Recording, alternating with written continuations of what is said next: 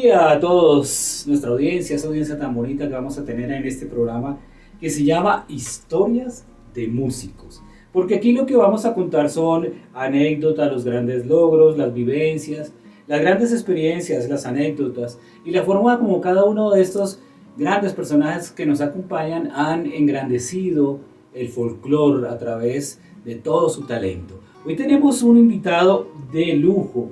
Se trata del maestro Hugo Ortega Luna, lo conozco hace 30 o 40 años, seguramente vamos a hacer cuentas ahorita, Huguito. Vale. Hugo Ortega es un gran músico, es un gran percusionista, arreglista, director musical, productor, empresario, director de orquesta y además un tremendo compositor. Seguramente usted ha conocido, ha bailado, ha disfrutado muchas de sus canciones, usted no sabe de pronto de quién se trata. Hoy tenemos aquí a esta eminencia de la música llamada Hugo. Maestro, ¿cómo está? Juanchito, muchas gracias, muy amable. Es un inmenso placer para mí, de verdad. Aparte de ser un inmenso placer, una alegría volver a verte. Hace mucho tiempo, como tú dices, hace casi 40 años que nos conocemos, casi 40 años. Y desde entonces hacemos música, ¿no? Hemos venido trabajando en distintos proyectos, en distintas cosas que han sido para mí, para mi proceso, para mi carrera muy vitales, y tú has estado ahí casi muy cerquita de esos inicios y de esas cosas que son vivencias, que son anécdotas, que son experiencias vividas, aprendizajes también. Entonces, para mí de verdad es muy placentero estar aquí en este bonito programa. Qué bueno que esté yo por aquí, tener la oportunidad de saludarte y claro saludar sí. A todos los amigos que nos escuchan y nos ven. Es una experiencia bien bonita la que vamos a tener, y lo que queremos es eso, resaltar la gran labor que han cumplido todos estos grandes hombres de la música, que generalmente a veces estamos atrás, ¿no, Huguito? Estamos atrás y adelante están los que generalmente figuran, pero nosotros hemos hecho la labor de hacer los arreglistas, los productores, los compositores. Así es, así es. Esa es la tarea que venimos haciendo atrás. Huguito, ¿cuándo se dio cuenta usted que iba a ser músico? Bueno, hay una cosa muy importante. Yo digo que es una bendición de Dios, pero es un legado, es aparte de eso una herencia de mi abuelo, de mi padre. Mi padre, Hugo Leonel, fue un gran puntero, muy reconocido en nuestro querido departamento de Nariño, porque hizo cosas muy maravillosas, ¿no? Con su trío de los románticos, lograron hacer una historia de una época de oro muy bonita, y por eso él es muy recordado. Digamos que en todo el suroccidente de Colombia ese trío es muy, claro, desde luego por acá también, muy reconocido. Alcanzó a grabar algo así como 5 LPs con Sonolux, una empresa muy importante también. Y creo que es eso, ¿no? Lo maravilloso de esto es que es un legado, es una herencia que nosotros tratamos al máximo de hacer honor a ella, y tratamos de llevarla con responsabilidad y con mucho criterio para lograr así también que todos los seres que siguen después de nosotros recuerden con amor, con cariño todas las cosas que hacemos. Bueno, Huguito, pero su papá, que era un tremendo para tocar allá en Ipiales, que requinto, tú eres de Ipiales. Sí, soy de Ipiales. Listo. Y un requinto en esa frontera en donde la música colombo-ecuatoriana tiene esa unión tan bonita. Pero ¿por qué no saliste tú tocando requinto? ¿O guitarra? ¿Qué percusión? Es una gran pregunta, siempre nos la hacen, ¿no? Porque sí, desde luego, ¿no? Si el papá era requintista, el hijo debe seguir, y así sucede. En Nariño hay muchos requintistas y sus hijos también han seguido su legado. Pero resulta que mi padre, a él le gustaba muchísimo la percusión, ¿no? Tocaba maracas, como él se desempeñaba más en la música de boleros, nos enseñaba desde entonces a tocar la clave, a tocar las maracas, y para nosotros... Pero él fue como su primer maestro, digámoslo así. Digamos que sí, ¿no? En los inicios fue él, porque escuchábamos muchísimos boleros en la casa, demasiados boleros. Y tú sabes que el bolero es muy rítmico, y siempre las grabaciones desde sus comienzos, bueno, desde una época fueron grabadas con bongo, con conga, con claves. Entonces, eso nos enseñaba y eso nos ayudó. A mí me llamó muchísimo la atención. Yo toco guitarra, no toco guitarra puntera, nada de eso, pero toco algo de guitarra, y eso fue lo que nos llamó la atención porque son mis hermanos, mis hijos. Me llamó, digamos, inicialmente la atención la percusión. Siempre miraba al cantante a la primera voz tocando las maracas y a mí me encantaba eso. Pero desde luego sí me encantaba la guitarra también, y esos fueron como los inicios, ¿no? Tocando. Pero ¿qué tiene que haber un momento que haya un clic que diga, no, es que mi profesión será médico, abogado, ingeniero, pero en ese momento dijiste, no, lo mío es la música. Sí, desde pequeño me llamaba mucho la atención. En Ipiales, cerca de Ipiales, Nariño, en la vía La Costa, la vía Tumaco, hay una población intermedia que se llama Ricaurte, que es donde nosotros íbamos a veranear. Decimos un término nosotros en Nariño, temperar, ¿no? Entonces todo un mes de agosto nos la pasábamos allá en Ricaurte, y algo bien bonito que sucede, que es en Ricaurte, es una región donde se toca bastante marimba. La marimba, la música pacífica. La música del Pacífico. Y yo, mientras mis primitos y los familiares iban al río a nadar y todo eso, yo me iba a la marimba, y me hice amigo hasta ahora un gran amigo de la familia Chicaiza. Ya fuimos amigos con Ramiro, con Álvaro, bueno, con Carlitos. Y me dejaban, ¿no?, tocar el cununo, y digamos que prácticamente allí fue donde yo aprendí, pero allí es donde me di cuenta que yo quería ser como músico también, y siempre me llamó la atención la percusión, y bueno, sucedieron después cosas para que yo... Bueno, Huguito, ¿y hubo un profesor en especial, o tú lo hiciste en forma empírica? Que a mí me parece maravilloso cuando alguien lo hace en forma empírica. Pero quiero hacerte esa pregunta. ¿Hubo alguien que te dijo, mira, Huguito, la cosa es por acá, te dio esas pautas, o todas te las aprendiste? Varios compañeros de orquesta. Cuando ya integré la primera orquesta, Joricomba, en Ipiales, Joricomba es tomada de un título de una canción de Carlos Santana. En un álbum de ellos aparece un nombre de Joricomba, y es un tema muy, muy movido. Entonces de ahí tengo entendido que Alvarito Tamayo, un gran amigo mío de Ipiales, percusionista, sugirió ese nombre.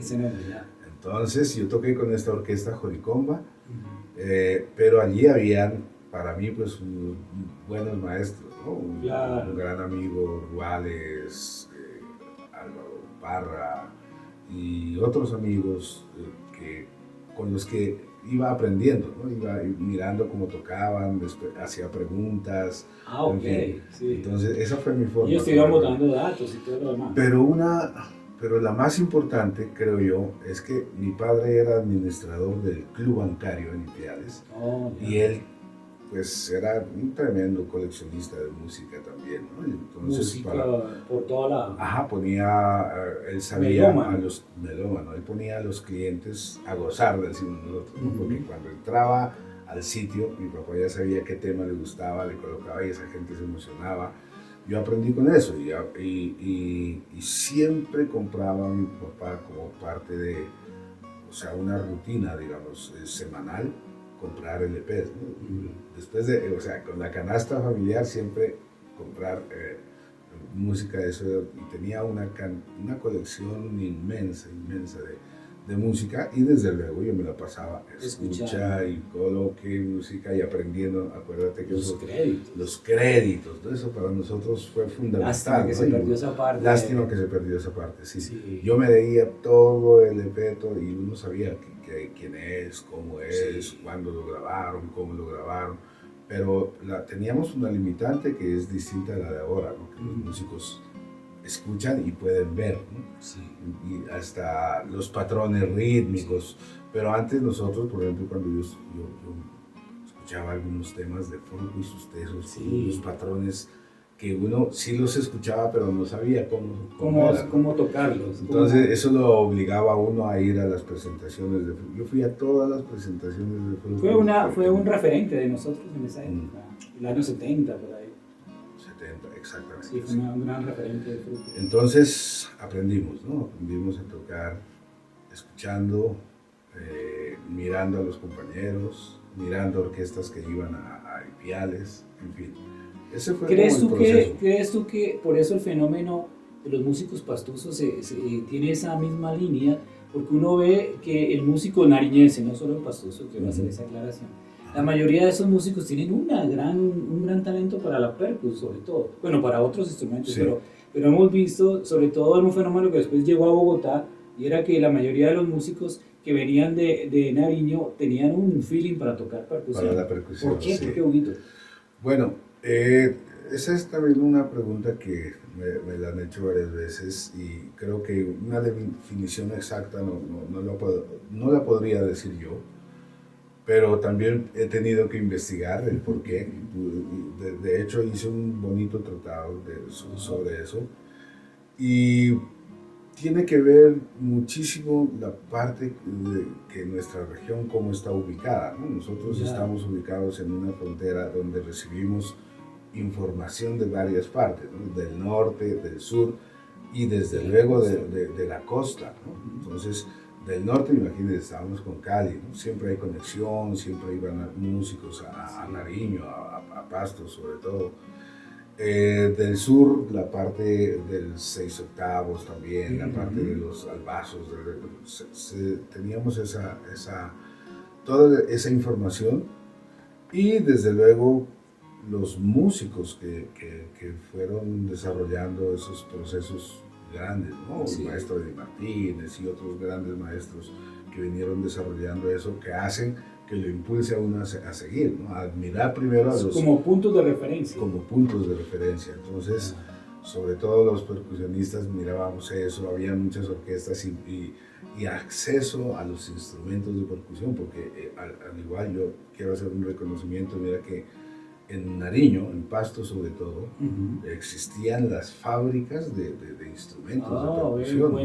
en donde que inicialmente parecían hechas en Cali, ¿no? Sí, eran realmente productos y hechos por artesanos y por maestros de nuestro departamento, especialmente de Pasto. Wow. Entonces todas esas cosas se reúnen para que uno piense y defina que le gusta la percusión, que recibimos mucha información de discos que llegan de la costa, desde Cali, éxitos. Yo recuerdo mucho que la gente decía que se escucha más música en Pasto que salsa, sobre todo. La salsa en Pasto que en muchas regiones de Colombia, ¿sí? Y la gente no sabía eso. La gente decía, Pasto, salsa, no podría imaginarse que era así, pero sí. Eso, pero sí, siempre fue así. Siempre fue así. Bueno, Huguito, ¿y la vena musical con respecto a la composición empezó también en esa época o empezó después?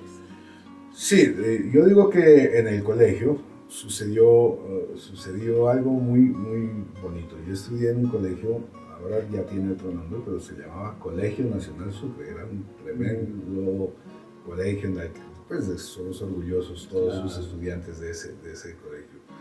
Pero era normal, masculino, pero hubo un año que se convirtió en colegio mixto. Wow, y claro, con ese viene la musa. Y con eso, claro, empezamos con las compañeritas ya a sentir esas sensaciones bonitas del enamoramiento. Claro, habían relaciones amorosas de mi amigo con mi amiga y que a veces se peleaban. Y entonces a mí me gustaba leer bastante, leía bastante eso. Y en el colegio cosas de literatura, los trabajos los hacía yo, los desarrollaba muy bien. Era fuerte en esa línea. Y con eso pues llegaba algún amigo, sucedió varias veces, que me decía, no, que terminé con mi novia y yo no quiero terminar. El drama con la situación. Y entonces yo les cobraba por las cartas que les escribía. Esa era época de cartas. Esa época era una época muy bonita porque las cartas eran vitales. Sí. Entonces las frases que yo utilizaba creo que eran primero de convicción ¿no? Y conmovedoras, tanto que la chica Caía. volvía. Y bueno, eso fue como un buen ejercicio, ¿no? Que yo desarrollaba escribiendo cartas, y ahí empecé a escribir canciones.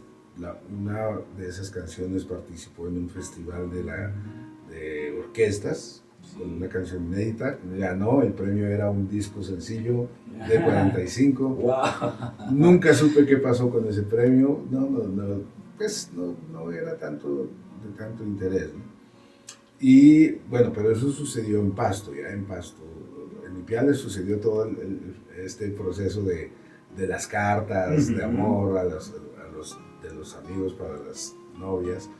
En Pasto ya empecé a escribir canciones, sucedió lo de ese concurso, y de ahí en adelante sí ya me dediqué más a escribir, a presentar temas, y 2 años o 3 años después ya estuve acá en Bogotá.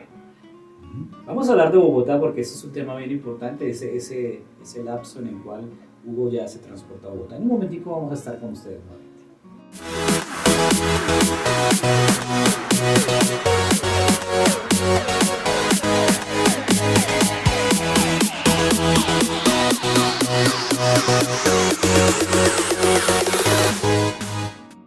A Bogotá, pero creo que te demoraste en llegar o algo así, ¿no, Huguito? Bueno, cuando yo estaba en Pasto, Juanchito, bueno, yo llegué después de que mi papá decidió radicarse en la ciudad de Pasto para conformar nuevamente su trío de románticos. Nos trasladamos a Pasto y allí ya me conocía con varios músicos pastusos, ¿no? Entre ellos Germán Villarreal, Álvaro Villarreal, que eran percusionistas que iban con sus orquestas a tocar a Ipiales, y allá nos hicimos amigos. Bueno, claro. En la ciudad de Pasto fuimos desarrollando varias cosas bonitas e importantes, ¿no? Como armando los cimientos de lo que uno quería hacer. Yo pertenecí en Pasto a una orquesta Unidad 6, a Richard y su banda. Muy conocida Richard. Sí. Varios me han hablado de Richard. Y Afroonda. Afroonda creo que es uno de los referentes, ¿no? Sí, Afroonda es una importante también orquesta de Nariño, que estuvo por acá en Bogotá, también radicado un buen tiempo. Pero la importancia de esto es que yo seguía haciendo música en Pasto. Después, cuando estaba en Unidad 6, el maestro Dani Rosales, que era un muchachito todavía, tremendo maestro, y Germán Villarreal y yo pertenecíamos a esta orquesta Unidad 6.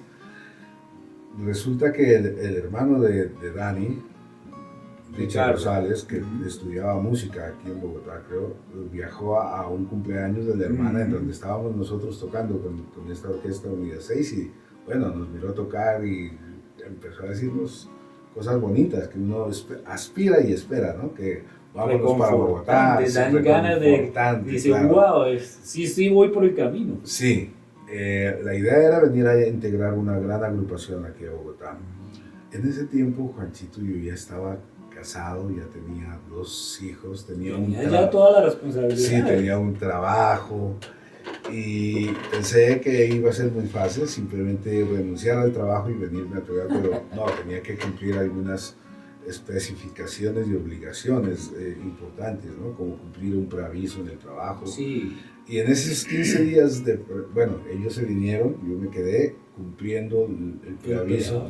Pero en ese proceso de preaviso hubo mucha gente que me decía, Hugo, se va a Bogotá, qué bien, váyase, qué bien. Bueno, pero muchas personas también me decían, Hugo, cuidado, que Bogotá es muy difícil, la vida, y de músico, mucho. Bueno, eso me dio un poquito de temor, y me fui quedando, y bueno, realmente me quedé en Pasto, pero seguía conectado, ¿no? Con amigos. Y ellos iban comentando lo que iba pasando. Lo que iba a pasar, y ahí iba mirando yo, ¿no? Cuando se reunían ellos con grandes músicos que uno admiraba en ese tiempo, pero una admiración tremenda, ¿no? El maestro Vivero, Maurito de Altaire, que ahora es un gran amigo, bueno, mucha gente que uno decía, wow, ellos están al lado de esas personas, y yo no pude hacerlo, pero la responsabilidad que tenía era grande también. Sí, claro.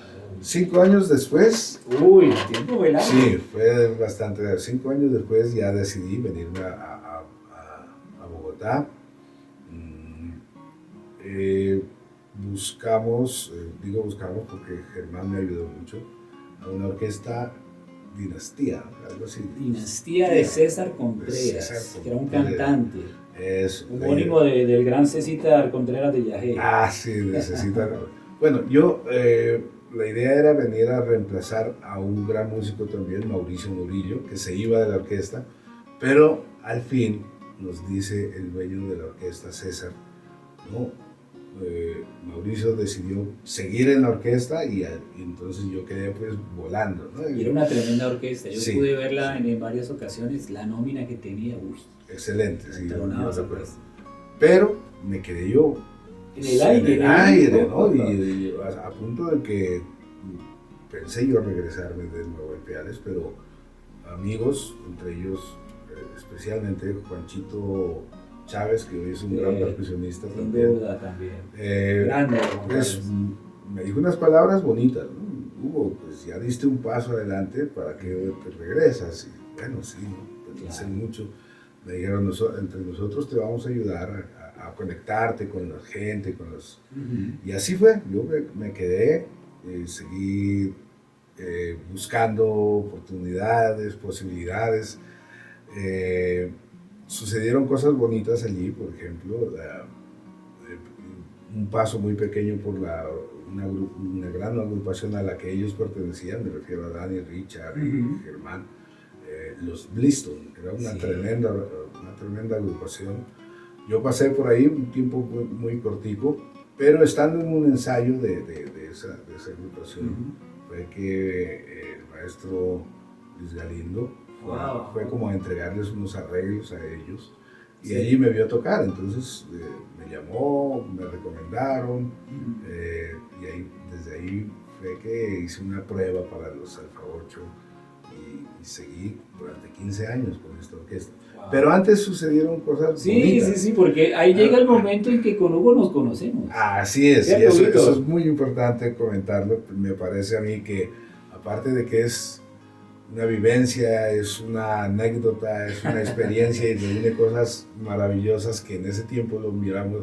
Yo, lo asustado, miré un poco trágico, pero que ahora es un bonito motivo para comentar. Sin duda, sin duda. Como yo estaba en esa búsqueda de trabajo, Carlitos Villarreal, un hermano... Ya llevaba un tiempo con nosotros en la orquesta. En ese tiempo se llamaban Los Leones. Los Leones de Colombia, de César Contreras. Sí. Me dice que si yo podía ir a tocar... yo ya había hecho una presentación en una parte que se llamaba como Keops, algo así. Sí, ahí vamos a tocar de Bembes. Exactamente, yo recuerdo muy bien ese sitio. Y toqué y bueno, llegó Semana Santa, yo estaba, digamos, aquí como en un cable del tenaz, decimos, ese término que se utiliza entre el músico, significa que la situación está difícil, sí, trabajo. Los cartageneros dicen, está delgadita la cosa. Bueno, exacto. Entonces, me dice Carlitos Villarreal, Hugo, nos vamos a tocar a Coveñas. Sí, señor. Me preguntaron si quieres ir. Y yo, ay, Dios mío, ¿cómo no? Voy, desde luego, claro que Listo, sí. Vámonos. Pero resulta que yo no... habían hecho ustedes como un convenio especial, ¿no? Un convenio que era bonito y bueno. Y pudo llegar a ser muy bueno, pero sucedieron cosas en el camino que se varó el bus, que no llegamos el día especial que era de la presentación en Toda Coveñas, una travesía, ¿no? Tuvimos ahí. Eso era en un sitio que tenía... Era un sitio que tenía mi mamá. Ajá. Mi mamá tenía un restaurante en Coveñas y me dice, en primera instancia, vente para Coveñas y pasa aquí la Semana Santa. Y yo le dije, no, ¿por qué no? Porque yo veía que había mucho movimiento. A pesar de uno su creencia religiosa, uno decía tocar en Semana Santa, como que uno no se hallaba. Sí, exacto. Pero mi mamá me dijo, esto se mueve fuerte. Entonces dijo, ¿por qué no vienen? Y las ganancias por las entradas y todo son de ustedes. Yo les doy el hospedaje y la comida. Y yo le comenté a los músicos y todos dijeron sí, pero claro. parece ser que tú no sabías. Yo no sabía de eso. Pero bueno, como no hubo la primera presentación que era la presentación clave. La fuerte, ¿no? sí. La fuerte. Estamos esperando llegar a tiempo para eso. Entonces, como no se hizo, yo en busca de dinero, no se pudo en ese tiempo, pero ahí fue precisamente donde nos conocimos, ahí fue donde empezamos a realizar cosas bonitas, ¿no? Y otra importante, dejando ya esa bonita anécdota que trae muchos recuerdos, es importante cuando hicimos una producción. Pues, bueno, era un producto de ustedes, ¿no? Mi propuesta fue a Cecita Contreras cambiarle el nombre de la orquesta, ¿no? Sí. Yo decía que a mí me parece que el nombre de Yagé era muy importante y empezamos a seleccionar un repertorio. Yo ya había compuesto para los Alfa 8 algunos temas y en ese tiempo creo que hubo 5 o 6 temas de mi autoría, ¿no? En esa producción de Yagé. Sí, me acuerdo de su hermano, que fue César, el mayor. César, el que estaba fue el ejecutivo, el productor ejecutivo. Fue un bonito trabajo, lo grabamos en un tremendo estudio de grabación, ¿no? En Audiovisión. Huguito habla de ese trabajo de la orquesta Yagé, Hugo le cambia el nombre, participa Hugo haciendo todo y fuimos los productores. Sí. Además para mí es una experiencia muy bonita y también es una anécdota porque fue la primera vez que yo fui productor de arte. Fue mi primera experiencia como productor. Trajimos a Luis Galindo, y toda una autoridad ahí. Así y uno lo miraba, wow, Milton Salcedo, tu hermano Javier, tú grabaste las congas. Y hay una anécdota que es muy chistosa, no es chistosa, es dolorosa. El cantante se le murió el padre. Y el caballero aquí se le dio porque yo cantara una canción. Me volvió cantante en ese momento. Hugo. Así es. ¿Por qué pasó eso? No, porque yo miraba, Juanchito, en ti miraba mucho talento, ¿no? No solamente la parte de la ejecución, del instrumento que muy bien lo sabes interpretar. Hay otras cosas, yo creo que todos tenemos eso, ¿no? Hay muchas personas que se dedican, por decir algo, son pianistas, pero que a la vez en su casa cantan y tienen bonita voz, interpretan, y es bueno saber que se puede llegar a, no importa a veces a no tan temprana edad, pero se puede lograr y desarrollar un trabajo, y es fundamental, y han sucedido cosas maravillosas con eso. Sí, como que, bueno, no había nadie más, el tiempo nos estaba acabando en ese momento, y subas y canto, y Hugo me estaba dirigiendo, y yo decía, ¿será que sí? Pero finalmente una vez Choco me dijo que ese tema lo ponía fuerte en la discoteca. Imagínate. Y decía, mira hasta dónde llegan las cosas. Después de eso, si tú me corriges, vinieron los Alfa 8 y se lo robaron. Se dieron cuenta de su talento, se dieron cuenta de toda esa gran condición y no me acuerdo si en un ensayo o algo.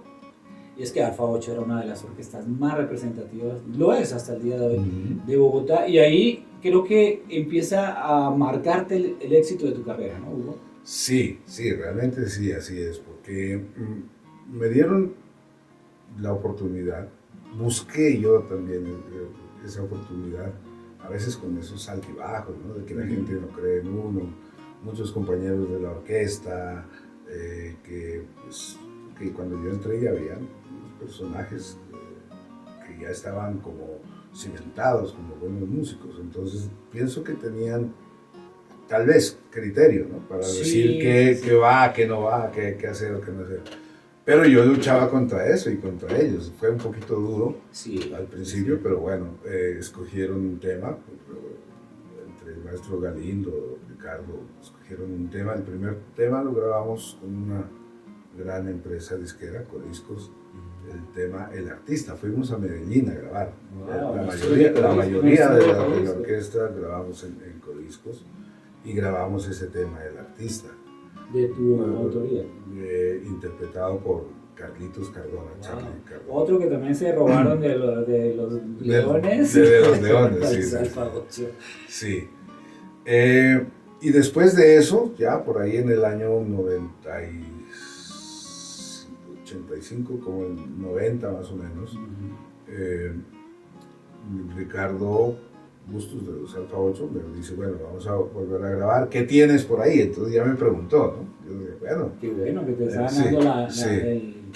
ese aval, ¿no? Y mostré como 5 temas tal vez, y de esos 5 escogieron 3 temas, ¿no? Que fueron de verdad y gracias a Dios, digo yo, éxitos, ¿no? Sí, el tema Tú y yo, tremendo. Al Rojo Vivo, Uy, sí, Al Rojo Vivo fue un Sentirás, que son temas que hasta ahora siguen sonando, hasta ahora son importantes para la vida, digamos, para ese proceso maravilloso que ha tenido esa orquesta, los Alfa 8, pero son muy importantes para mí, ¿no? Por muchos aspectos, porque me dieron a conocer como compositor, me abrió las puertas todos estos temas, y sí, bueno, seguimos haciendo cosas, siguen sonando los temas, siguen gustando. Veo que lo interpretan varias orquestas, veo que en las redes, en las plataformas son de verdad éxitos. Entonces eso es muy importante. Además ese tema del Rojo Vivo, por ejemplo, fue el tema que le gustó tanto al maestro Varela, escuchando el timbre de Carlos, de Charlie Cardona, y ahí él hace su arribo al grupo Nietzsche. O sea, tú lo impulsaste con esa canción a que él pudiera llegar realmente a ese lugar. Después de eso, Huguito, me imagino que con los Alfa 8 que logran el éxito con esas canciones tan hermosas, creo que van al Carnaval de Barranquilla, creo que hicieron unas giras muy bonitas fuera del país también.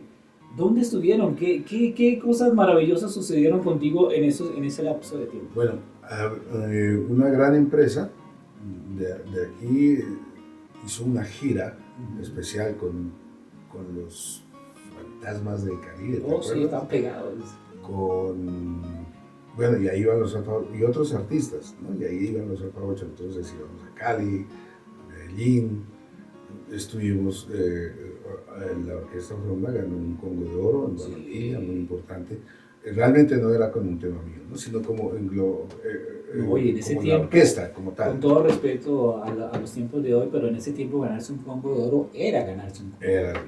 Era lo más grande que le podía pasar a un artista como orquesta, ¿no? Así es.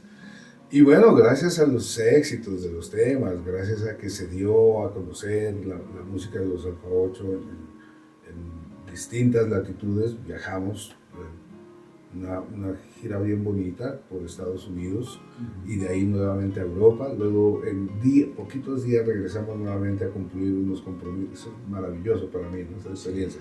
En poquitos días venir a cumplir unos compromisos y nuevamente regresar. Y bueno, tocar en un parque tan importante como el Flushing de Nueva York, sin duda. Eso es maravilloso, pero más maravilloso aún cuando hay gente que están coreando tus temas cuando uno los interpreta. Eso es... ¿Qué sentiste en el momento? No, pues a mí, de verdad, a mí salían las lágrimas de la emoción, como ese anhelo de que estuviera mi esposa, mis hijos, mirando eso que era para en ese momento, pero de verdad un regalo de Dios, muy maravilloso. ¿Los músicos se arropaban viendo todo eso? Sí, claro. Todos fueron muy especiales contigo en ese momento. Yo digo que al principio, como te decía, fue difícil, ¿no? La aceptación. A todos los provincianos nos pasa, en cierta manera. Sí, no, sí, es eso. No es más fácil entrar. Siempre se encontraba uno, pero después no. Te volviste un ícono de esa orquesta, sí. Te volviste un símbolo de los Alfa. Verdad, así es. Aparte de eso que me gustaba, ¿no? Me gustaba como ponerme al hombro la orquesta, promocionarla en mi región, ¿no? Eso era importante para mí, que conociera. Y en Nariño conocieron muchísimo a la orquesta, muchísimo. Bueno, una anécdota bien bonita, importantísima de una gira en Europa, es que tocamos en una ciudad que queda como a 3 horas de París, Le Havre. Un tema que yo hice para los Alfa 8 que se llama La Salsa Llegó. Y el corito dice, ponle el pum, papá pum pum, para bailar mejor. Bueno, ¿por qué razón? No sé, estaba pegado por allá y en esa región, en esa ciudad. Wow, en esa ciudad. Francia sonando la salsa de esa manera. Y cuando nosotros la tocamos, la gente la coreaba, ¿no? Pum, pum, pa, pa, pum. La anécdota es que nosotros regresamos al camerino, sí, y afuera se oía ponle, pum, pa, pa, pum, pum. Regresamos a tocar el tema, pues la gente aplaudía muchísimo, lo tocamos y ya, terminamos, regresamos a la tarima y qué sorpresa que otra vez estaba coreando la gente.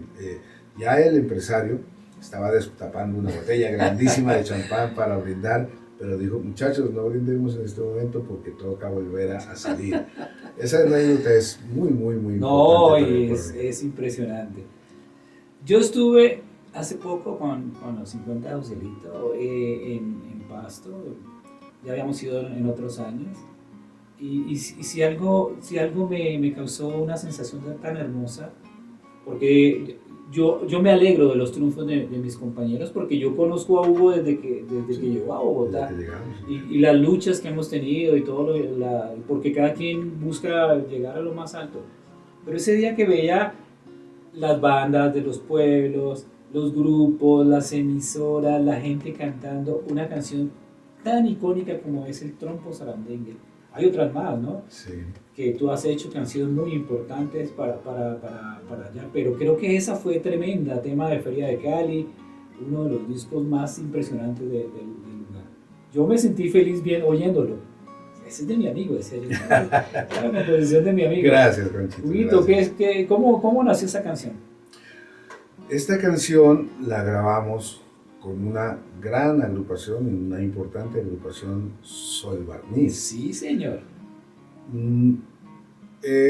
Según me decía a mí su director, pues cuando la escuchó, bueno, era parte de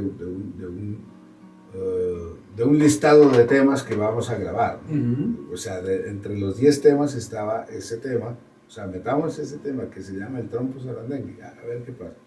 Empezaron a sonar otros temas en esa producción. Eso sucede, yo digo que es una bendición, es una magia, es algo maravilloso. Empezó a sonar ese tema, el Trompo Sarandengue en Nariño. Y empezó a sonar, y empezó a sonar, y empezó a sonar, tú sabes, Juanito, que allá no existía eso de la payola. No, sonaba por naturaleza. Eso, de manera natural. Empieza a sonar el Trompo Sarandengue no solo en Pasto, no solo en Ipiales, sino que en todas las poblaciones que tenían sus emisoras, por decir algo, Túqueres, que ya tenía importantes emisoras, y las Sandoná, Samaniego, y se convierte este tema, el Trompo Sarandengue, increíblemente en el éxito de los carnavales del año 96. Un éxito total, pero de verdad. Pero es importante esto, que no, digamos que se fue un poquito solito el tema, porque no había tampoco competencia, ¿no? No habían más sonsureños compitiendo por ser tema de los carnavales. Al año siguiente, ya todas las orquestas, todas las agrupaciones empezaron a grabar sonsureño. Entonces, es bien importante eso. Es bien importante porque pienso que, y así lo dice un gran amigo mío, el doctor Oscar Salazar, que después del Trompo Sarandengue es una cosa, y antes es otra cosa, ¿no? Porque antes sí, las orquestas tocábamos en Nariño La Guaneña y el Churito, por ahí a las 6 de la tarde en pleno carnaval, ¿no? Era como por un relleno, digamos así, ¿no? Pero después del éxito del Trompo Sarandengue, todas las agrupaciones empezaron a darle importancia al son sureño. Entonces, sucedió eso. Un año después, empieza a sonar en Cali, a través, más que todo por sugerencias, por el gusto de un amigo que le decía, que trabajó con el grupo Nietzsche como representándolo también, Superboy, muy conocido allá. Él fue el que lo dio a conocer en las emisoras y de ahí en adelante empezó a pegarse, pero pegarse en la Feria de Cali. Yo no lo creía, esa es otra parte que era importante. Yo no lo creía hasta cuando me llamaron, la esposa de mi hermano Javier me dice, ese tema está por acá sonando, pero no se imagina.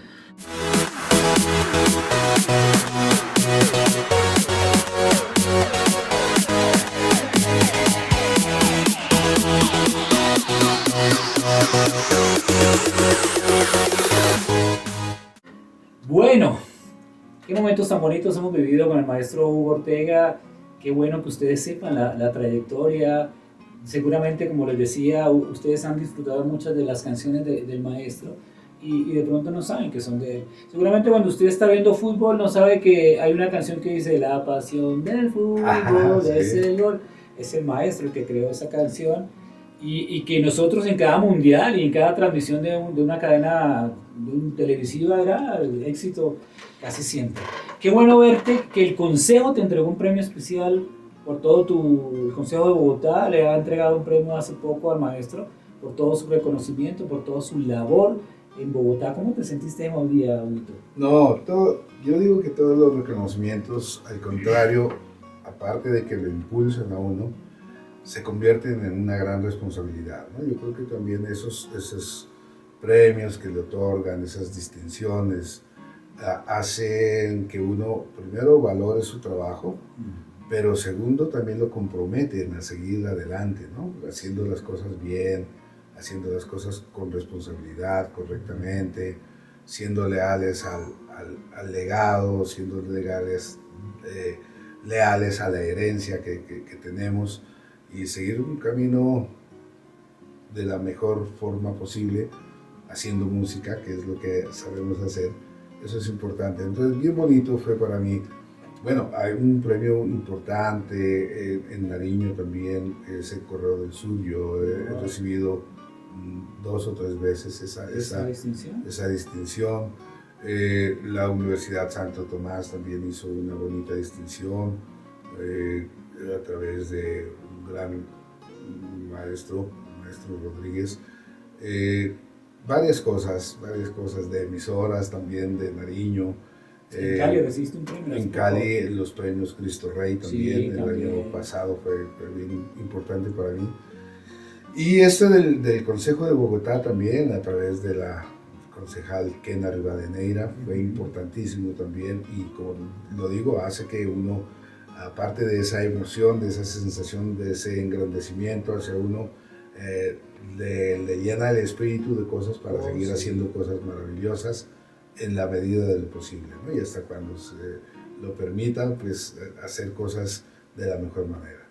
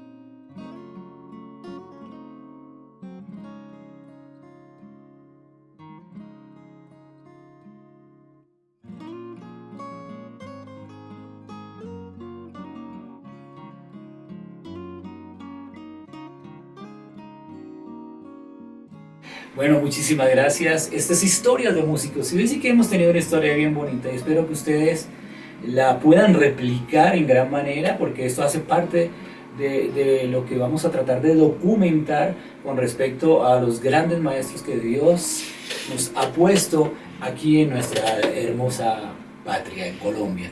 Muchísimas gracias, nos vemos en otro capítulo.